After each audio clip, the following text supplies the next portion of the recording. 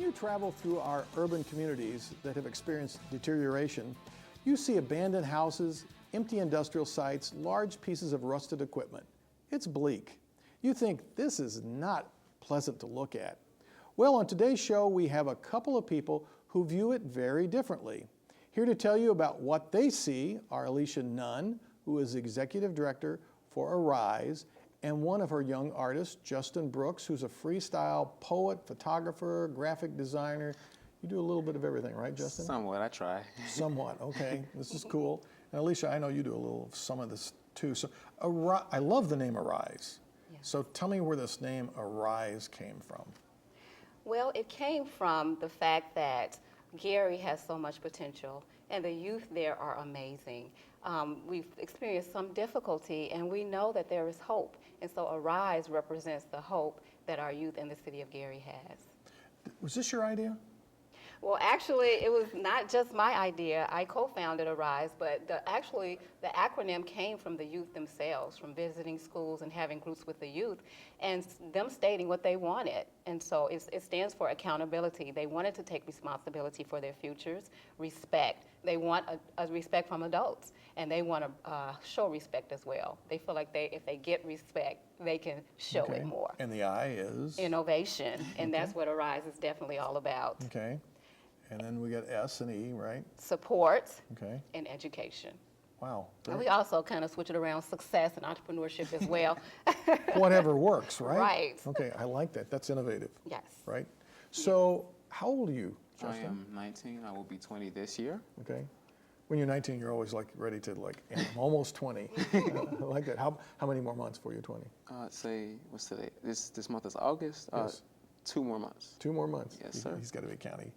Really, then they'll be 21. So how long have you really been an artist? I've been an artist. I'd say I really tapped into my poetry around 7th grade when Okay. I really first had a project. It was a writing project, and he said, my teacher, I hope I get this right, his name was Mr. Landon, he said, write a piece on what you see like outside, and I entitled it I Feel. I wish I could remember it because that was when I really was like, really, wow. And you memorized it, so you didn't write it down? Yeah, I memorized it in class, but I forgot it now. Oh, well, maybe you could work on it. Yeah, I could. See, I don't know if Alicia knows this, but I do some spoken stuff, right? I Right? know. Oh, that's right. You saw me do my rap. Absolutely. You rap? Can you believe this? can do it. I've written a few, but I don't have them memorized. So that's my excuse, right? I know a few pieces offhand. Do one. Okay, this one is entitled SWAG. Okay, SWAG. What does it mean? Can someone tell me? Is it the way you carry yourself or what you pretend to be? Some say it's the way you handle a situation. I say it's something what a guy, see, SWAG, something what a guy says he has so he won't be considered lame. 4-letter word, a title, a frame. Loving the limitless meanings, but their forms of interpretation become hard to explain, but I don't care because it becomes hard to complain. I just aim at the truth. Seeing the unwedded youth when it comes to their education, they bring in a noose and hang up the option. They'd rather trade in the scholar cap and accept the snapback because everyone's watching.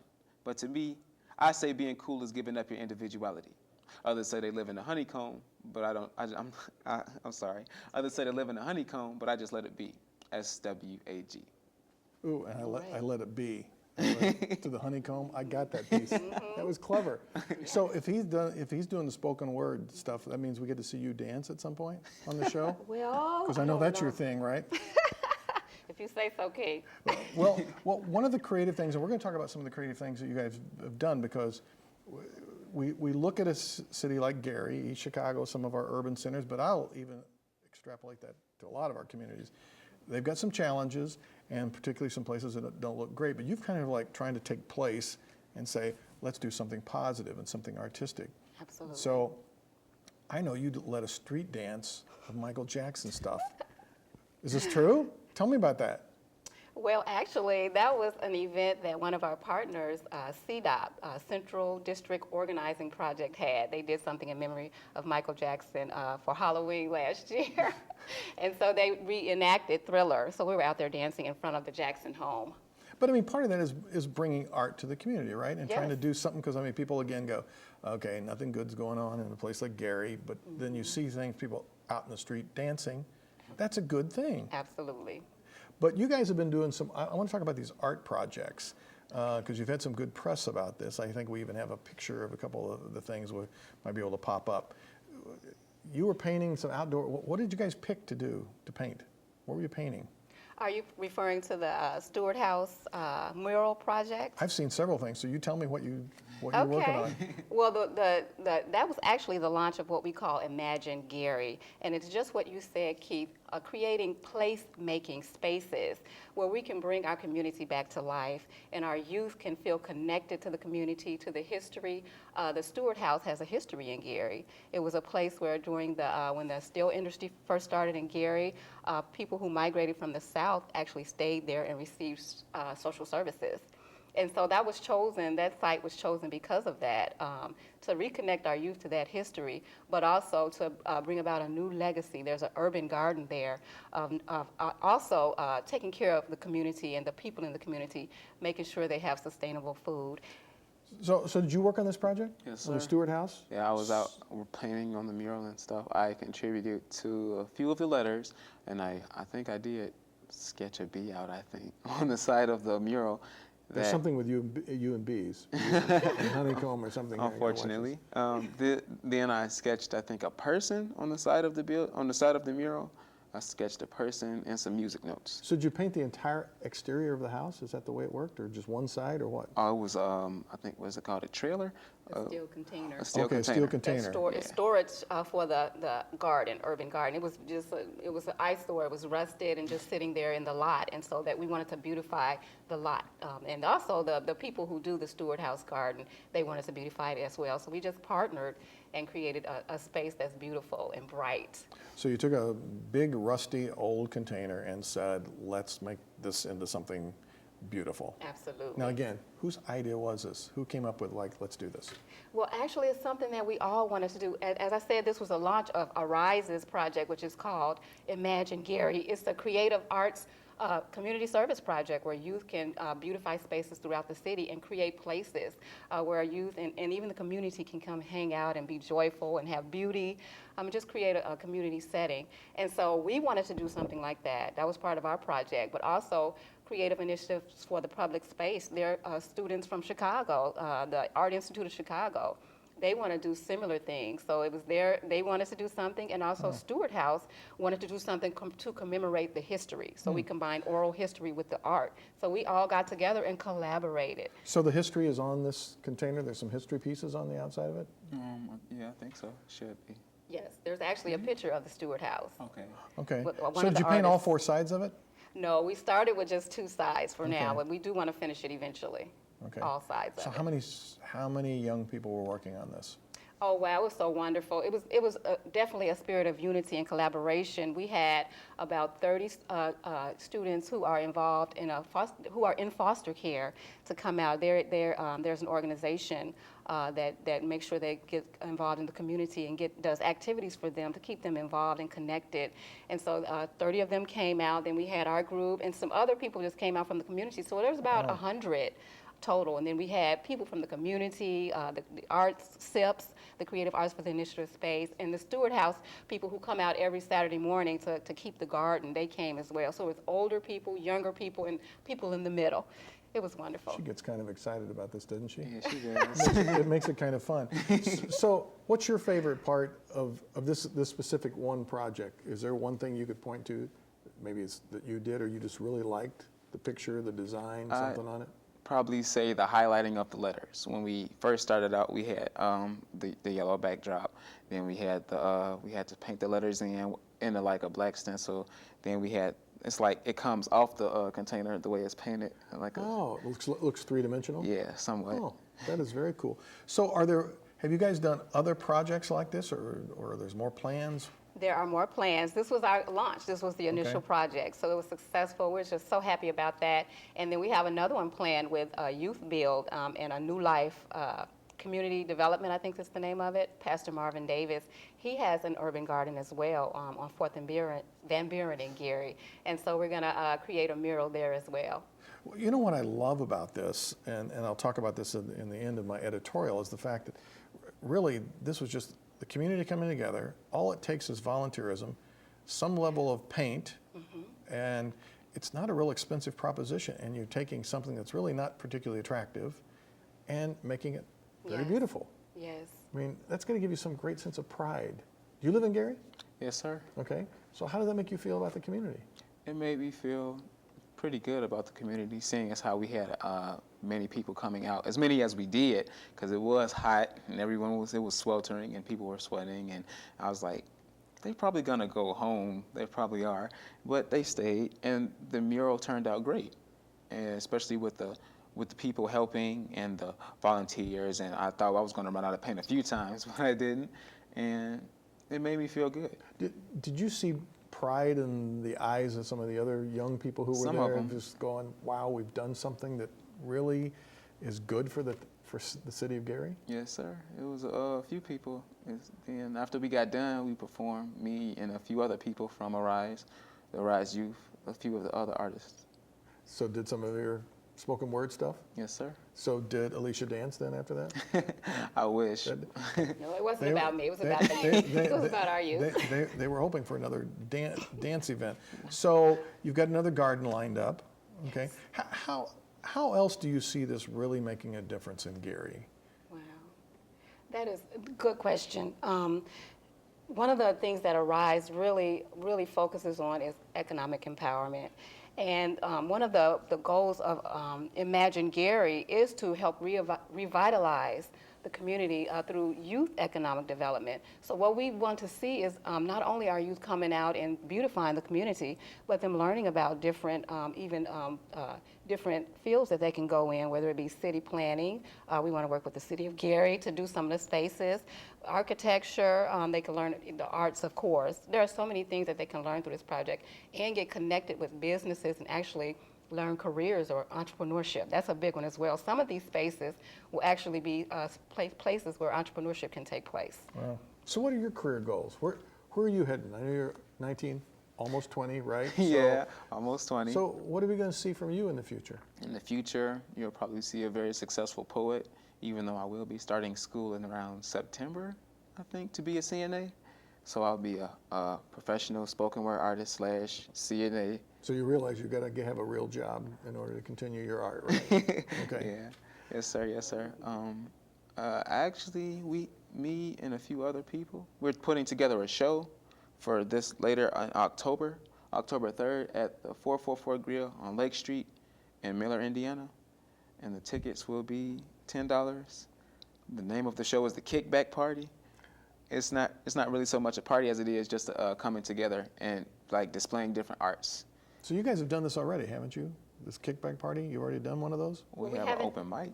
This will be, Sorry. yeah, we have an open mic every Okay. last Tuesday of the month at 444 Grill. And I just, if you don't mind, Keith, I just No. want to mention our partners, 444 Grill, Deontay Glover, so many amazing people who volunteer their time. Beyonce's involved with your organization? Deontay. Oh, Deontay, Not oh. Beyonce. See, Deontay Glover. We were almost, He's co-owner of the 444 Grill in Miller Okay. and Gary. We have open mic there every last Tuesday of the month. And it's for youth as well as adults. So we come together and everybody comes out. It's a place, a space, that's a place-making space as well, where they can come out and do whatever they do, whatever art. So we do that once a month. We also have an annual Art in Motion Gala where they can showcase their talent. So we had it at the Boys and Girls Club in Gary in March. So we have that annually as well. well, let me ask you, Justin, you know, a lot of people, I think from the outside look at Gary and, you know, and they hear all the things going on and, you know, and anybody who's living there, the young people want to probably move away and don't be part of that. I mean, how do you see the young people? Some in young Gary? people in Gary, you would say, some of them do. I've had a couple people that I've spoken to, I say a couple months ago, they were like, man, after I finish school, I'm gonna leave Gary and I'm not coming back. I had one guy that was really close to me like a brother in school. His name is Jalen Goodlow. He said, after he finishes school, he's moving straight to Florida. I'm like, you don't want to come back and help out Gary, you know, help out some of the places, volunteer, do some cleanup work? He's like, no, I'm getting out of Gary because there's nothing there for So me. why do you want to stay? I want to stay to actually help and bring Gary back to where it was, I'd say 50 to 100 years ago, when everything was booming and everything was nice. So how many people are in Gary like you, young people? Is there a big group of them? I'd say me and like 3 other people. That's it? In all of Gary? Unfortunately, I think it's probably more. I wouldn't know, but yeah. We want So to see that grow. from his perspective, how many do you think are around? Because you're working with a lot of them. Well, I think there's probably a small number. I think it's probably larger than 3. But that's what Arise is about. We want to see that number grow. And this Imagine Gary project, the open mics, we also do an open mic at New Tech School in Gary. We did it last school year every Friday. And our Arise Youth led these open mics at the school, and the youth got involved. So as we get these projects, we connect with more youth in the city. We want to see that number grow. We want them to see the hope and the possibility in Gary, just like we do. So how many Arise youth do you have? How many are kind of involved in your organization? We have about 10. I would say about 6 or 7. There's always that small group that are faithful Okay. and that are committed. So we have a core group of about 6 or 7 that are always there. So what's your dream for this organization? Wow, that's a good question. I keep trying to ask good questions You because do. you give good You're answers. doing it. My goal is actually to see it grow and spread. I'd like to see really Arise is more than just arts, although arts is a powerful way to let our young people awaken the greatness that's in them. The universe is creative, a process, and that process is in them as well. So they can realize that they can do anything. So I would like to see this touch every youth in the city of Gary. Our goal is to be in schools. And we're not only arts, but we're wraparound services. There are services in the community that can help our youth reach their potential. Whatever gaps they have in their home life or in their communities, we want to make sure that we bring services to them to fill that gap, because they have just as much potential as anybody else. So we would like to see this touch every youth in Gary who needs it. And then we would like to spread it to East Chicago and Hammond in Lake County. And then let's see where we can go from there. That's our dream. Is she always like this? Fired up? Yeah, a little bit more or less, but it's often more. It's often more. So we're seeing the controlled version a little bit today? Somewhat, yeah. Well, I think it's awesome that you're so fired up about this. This placemaking thing that you talk about, space making, place making. Well, explain that concept a little bit more. I mean, I kind of get it, but maybe our audience doesn't. Okay. Well, we kind of got this concept actually from some places like Detroit, where these spaces that were abandoned and they were like eyesores and just looked like a depressed area. And artists went there and they created art on abandoned buildings or just real unique things. Where there's spaces where they could actually be businesses. They can be turned into businesses. In Chicago, they do the same thing. They've created out of abandoned stores, they've created libraries where the community can come in and read books. So these are spaces for the community where you create something beautiful out of something that was abandoned. Well, do you have a favorite place in Gary or a place in Gary where you would love to see something change like this or one of these projects? You know, where you go, man, if we could just do this over at this place. I'll probably have to say, I cannot remember for the life of me the address, but it's a place on, what is that? I think Grant. It's an abandoned building where I'll probably say if they could just go in and take some stuff out, then just bring in some new things. So what would you do with that abandoned building? Well, if I just gave it to you, what would you do with it? I would make a gym. You'd make a gym. A gym, Okay. either a gym or an indoor basketball court. Okay. And then on one side, because the gym and the basketball court would be for the people to like come in and play and converse. But on the other side, I would have like different classes. Like if they wanted to take up poetry, I would have some class for them to help them with their words and speech. Or if they wanted to speak better, I'll have different language classes or other things on the other side of the building. You got a vision for this. Yes, sir. This is awesome. Will it be decorated really cool? I mean, you're gonna do the design on it? No, not particularly. But I know it would be nice though. Like, because one side it would be a big space for the gym, then the basketball court, then the classes, if they wanted to take up any classes. Do you have such a place, a project that you want to jump into somewhere like that? You know what? We have many spaces that we have identified with people that we've partnered with, the Grant Theater, Live Art Studio, along Broadway in the University Park area, and some other parts in there. We've got some places in Miller. We have several spots that we're looking at. So we have to think about that, Justin. You're a great collaborator, aren't you? I believe in collaboration. I mean, there is so much power in unity. You know that, right, Keith?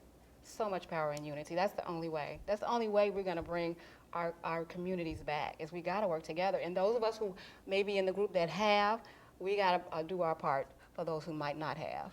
Well, I love what you guys are doing. I appreciate it sincerely, all the effort you put in. I'm so inspired by your enthusiasm for it and your innovation and creativity. So thanks for taking that kind of leadership, and we're going to see great things happening in Gary under you guys' leadership. So we'll maybe have a follow-up with this at some point, see what's next. Okay. Thanks for being here. Thank you, Keith. All right. Thank you.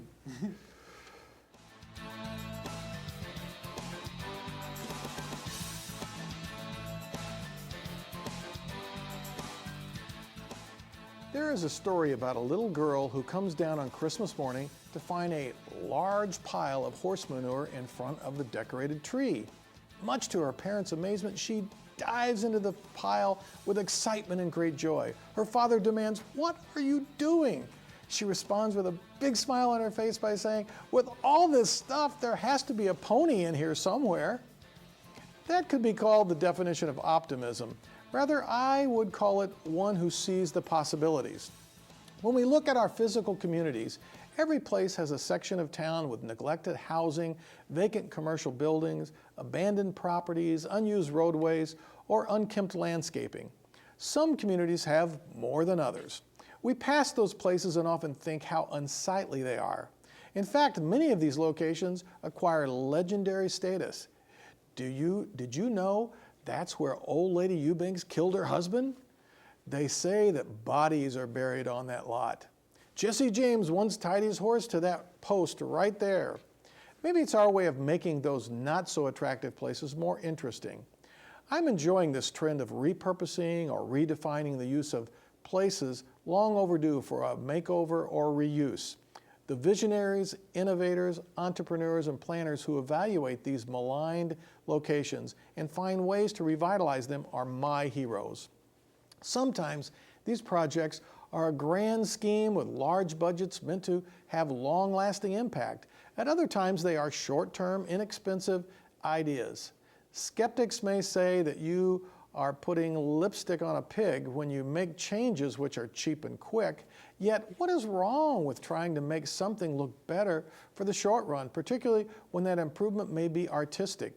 Bottom line, bringing pride to a community where there has been a negative image, a sense of embarrassment, or few assets to feel good about is a constructive strategy.